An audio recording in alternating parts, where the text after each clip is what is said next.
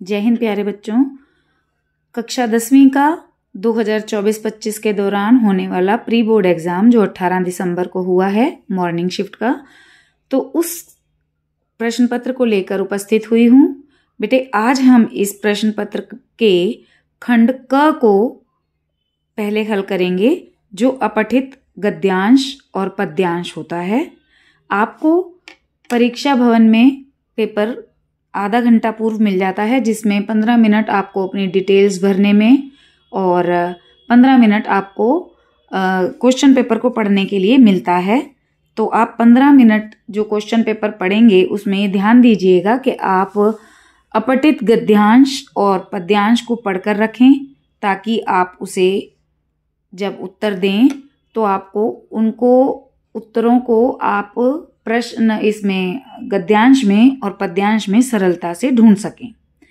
तो पहले हम गद्यांश को पढ़ लेते हैं। बेटा, मलय भाषा में ओरांगुटान का मतलब है जंगल में रहने वाला आदमी।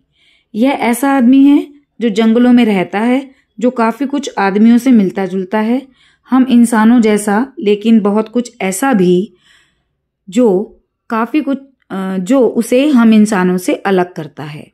ओरांगुटान इंडोनेशिया और मलेशिया के वर्षावनों में रहते हैं। आज उनका पर्यावास इन देशों के बोर्नियो और सुमात्रा द्वीपों तक सिमट कर रह गया है, लेकिन माना जाता है कि प्लेस्टोसीन युग में ओरांगुटान दक्षिण पूर्व एशिया और दक्षिणी चीन के बड़े हिस्से में पाए जाते थे। पर्यावास के छिनने और तमाम किस्म की इंसानी गतिविधियों के चलते अब उनकी बची कुछी आबादी सिर्फ बोर्नियो और सुमात्रा में ही सिमट गई है, और यहाँ भी उनके अस्तित्व पर संकट छाया हुआ है। आए दिन ही उन पर होने वाले अलग अलग जुल्मों और अत्याचारों की खबरें आती हैं। ओरांगुटान बुद्धिमान प्राणी होते हैं। उनकी जीवन शैली बहुत खास है। वे बहुत कुछ इंसानों जैसे हैं, इंसानों के सबसे करीबी रिश्तेदारों में शामिल हैं। कुछ सीमित अर्थों में वे औजारों का प्रयोग करना भी जानते हैं। बोर्नियो और सुमात्रा के वर्षावनों की ऊपरी मंजिल पर ओरांगुटान रहते हैं। उनका पूरा शरीर पेड़ों पर रहने और उनकी डाली पर झूलते हुए आगे बढ़ने के लिए बना होता है। ओरांगुटान पेड़ों पर रहने वाले सबसे बड़ा स्तनधारी जीव है। उनका 90% तक समय पेड़ों पर ही बीत सकता है। पेड़ उन्हें भोजन और सुरक्षा देते हैं।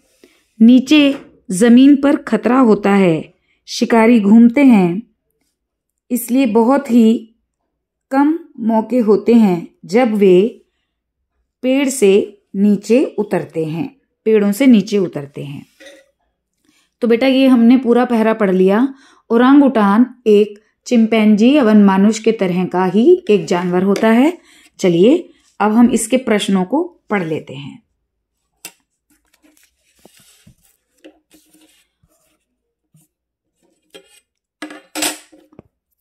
ओरांगुटान की जनसंख्या लगातार घटती जा रही है। आप सबसे पहले इनके जो कथन क और कारण आर आता है उसमें पहले अपने आप निशान लगाइए कि ये बात सही है या गलत है। हमें लगा है ये सही है। देखिए यहाँ लिखा था बची कुछी आबादी, है ना, तो बची कुछी आबादी का मतलब है जनसंख्या घट रही है, इसका मतलब, तो ये बात सही है। ओरांगुटान के प्राकृतिक निवास स्थान में मनुष्य का बढ़ता हस्तक्षेप उनका अस्तित्व समाप्त कर रहा है। ये भी हमने यहाँ पर पढ़ा कि पर्यावास के छिनने और तमाम किस्म की इंसानी गतिविधियों के चलते, अब इंसानी गतिविधियां क्या हैं कि पेड़ों को काटना, वहां पर अपने लिए मकान बना लेना, जो इस तरह की गतिविधियां हैं वो, तो ये बात भी सही है। अब इसके हम ऑप्शन पढ़ेंगे। हमने दोनों के आगे सही का निशान लगा लिया। तो कथन ए सही है किंतु कारण आर गलत है, तो ये हमारा गलत हो जाएगा। कथन ए और कारण आर दोनों ही गलत हैं। नहीं, हमारे तो दोनों सही हैं, तो ये भी गलत हो गया। कथन ए सही है और कारण आर कथन ए की सही व्याख्या करता है, यानी कथन ए सही है और कारण आर भी सही व्याख्या कर रहा है, जो हमारे हिसाब से यही बात है। तो हमारा ये वाला उत्तर सही हो जाएगा। पहले हम चौथा भी पढ़ लेते हैं। कथन ए सही है, हाँ, और कारण आर कथन ए की सही व्याख्या नहीं है, नहीं, जबकि हमारी ये व्याख्या भी सही है और कथन भी सही है। तो हमारा उत्तर 3 वाला सही है। कथन ए सही है और कारण आर कथन ए की सही व्याख्या है। चलिए दूसरा क्वेश्चन देख लेते हैं। ओरांग उटान के संबंध में सही कथन का चयन कीजिए। ओरांग उटान और मनुष्य में साम्यता और भेद दोनों हैं। हमने ये पैराग्राफ में पढ़ा, देख लेते हैं। हम इंसानों जैसा, लेकिन बहुत कुछ ऐसा भी है जो उसे हम इंसानों से अलग करता है, यानी आदमियों से मिलता जुलता भी है और कुछ बातें उसकी हमसे अलग भी होती हैं। तो अब हम देख लेते हैं इसको। ओरांग उटान और मनुष्य में साम्यता और भेद दोनों हैं, बिल्कुल ठीक। ओरांग उटान मनुष्य और मनुष्य में केवल साम्यता होती है, नहीं, ऐसा तो नहीं है कि सिर्फ समानता ही समानता होती है, भेद भी होता है। ओरांग उटान औजारों का प्रयोग बिल्कुल नहीं कर सकते, नहीं, आपने पैराग्राफ में पढ़ा कि वो थोड़ा बहुत औजारों का प्रयोग कर सकते हैं। ये देखिए, औजारों का प्रयोग करना भी जानते हैं। ओरांग उटान वर्षावनों के ऊपरी मंजिल पर रहते हैं, ये भी आपने पढ़ा है। देखिए, बोर्निया और सुमात्रा के वर्षावनों की ऊपरी मंजिल पर ओरांगुटान रहते हैं। तो हमारा पहला और चौथा आंसर सही है, जबकि दूसरा और तीसरा गलत हैं। लेकिन हमें उत्तर देना है इनमें से। कथन 1 और 2 सही हैं, नहीं, 1 और 2 सही नहीं हैं। 1, 2 और 4 सही हैं, नहीं, 1, 2 गलत है, तो ये भी हमारा गलत हो गया। और केवल कथन 3 सही है, नहीं, कथन 3 तो हमारा गलत था। कथन 1 और 4 हमारे सही थे, तो हमारा उत्तर विकल्प 4 वाला सही हो गया। हम अपना उत्तर ये लिख कर आएंगे, कथन 1 और 4 सही है। चलिए तीसरा प्रश्न देख लेते हैं।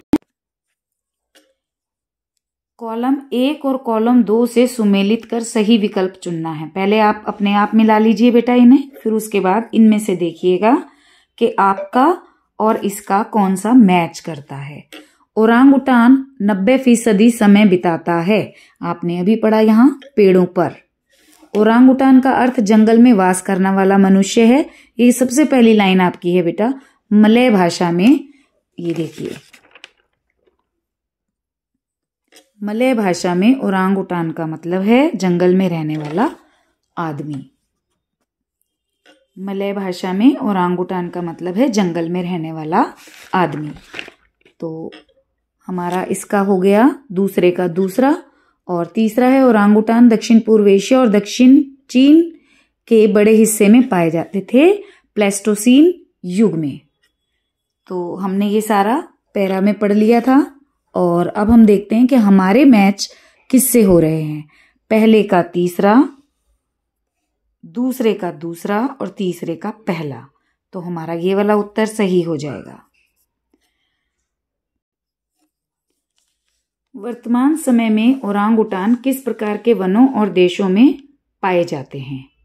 तो ये आपने पढ़ा, आपने इस गद्यांश में पढ़ा है कि वो इंडोनेशिया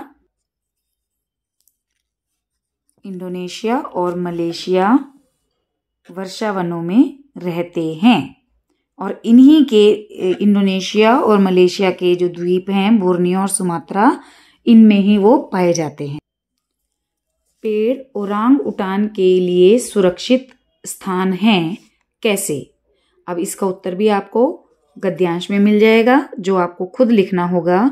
बेटे ये वाले क्वेश्चन 2-2 नंबर के होते हैं लिखने वाले, तो इन्हें छोड़कर मत आइएगा। पेड़ उन्हें भोजन और सुरक्षा देते हैं। नीचे जमीन पर खतरा होता है, शिकारी घूमते हैं, इसलिए बहुत ही कम मौके होते हैं जब वो पेड़ों से नीचे उतरते हैं। तो हमारा जो ये प्रश्न है, पेड़ ओरांगुटान के लिए सुरक्षित स्थान कैसे हैं, ये हमने अपने शब्दों में लिख देना है, क्योंकि जमीन पर शिकारियों का डर लगा रहता है और वो पेड़ पर ही भोजन प्राप्त करते हैं और उन्हें वही सुरक्षित स्थान लगता है। ठीक है, अब चलिए बेटा दूसरा क्वेश्चन हमारा है अपठित गद्यांश। ऊंचा खड़ा हिमालय आकाश चूमता है, नीचे चरण तले झुक नित सिंधु झूमता है। गंगा यमुना त्रिवेणी नदियां लहर रही हैं, जगमग छटा निराली पग पग छहर रही है। वह पुण्य भूमि मेरी मेरी भूमि मेरी, वह स्वर्ग भूमि मेरी, वह जन्म भूमि मेरी, वह मातृभूमि मेरी। झरने अनेक झरते जिसकी पहाड़ियों में, चिड़िया चहक रही हैं हो मस्त झाड़ियों में। अमराइयाँ घनी हैं कोयल पुकारती है, बहती मलय पवन है तन मन संवारती है। वह धर्म भूमि मेरी, वह कर्म भूमि मेरी, वह जन्म भूमि मेरी, वह मातृभूमि मेरी। गौतम ने जन्म लेकर जिसका सुयश बढ़ाया, जग को दया सिखाई जग को दिया दिखाया। वह युद्ध भूमि मेरी, वह बुद्ध भूमि मेरी, वह मातृभूमि मेरी, वह जन्म भूमि मेरी। देखिए यहाँ भी पढ़िएगा जरूर, मातृभूमि सोहनलाल द्विवेदी जी, यानी मातृभूमि क्या है, हमारा भारत देश, भारत माता। तो इसके प्रश्नों के उत्तर हम हल कर लेते हैं। काव्यांश के अनुसार सिंधु किसके चरणों में झूमता प्रतीत होता है? गंगा के, यमुना के, कंचनजंगा के? नहीं बेटा, गंगा यमुना कंचनजंगा नहीं, जबकि आप पहली ही लाइन पढ़ेंगे, ऊंचा खड़ा हिमालय आकाश चूमता है, नीचे चरण तले झुक नित सिंधु झूमता है। तो हमारी पृथ्वी के ऊपर ही आसमान में हिमालय खड़ा हुआ है और नीचे सिंधु झूमता है, यानी पृथ्वी के लिए ऐसा कहा गया है, नीचे चरण तले झुक नित सिंधु झूमता है। तो हमारा उत्तर है भारत भूमि के। कवि ने मातृभूमि के प्राकृतिक सौंदर्य का वर्णन निम्न में से किन रूप में किया है? उचित विकल्प का चयन कीजिए। देखिए, नदियां अपनी छटा बिखेरती हुई बहती हैं, बिल्कुल नदियों के बारे में उन्होंने कहा है कि नदियां हमारी बहुत सुंदर तरीके से छटा निराली पग पग छहर रही है। अशुभ संकेत पा चिड़िया चुप बैठी रहती है? नहीं। सरसों के फूल धरती को स्वर्णिम बना रहे हैं।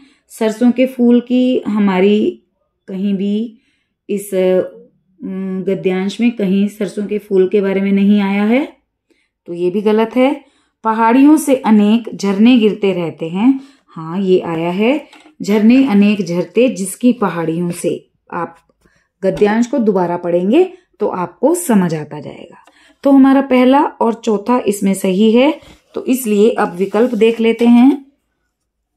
विकल्प हमारा पहला ही सही है, कथन 1 और 4 सही है।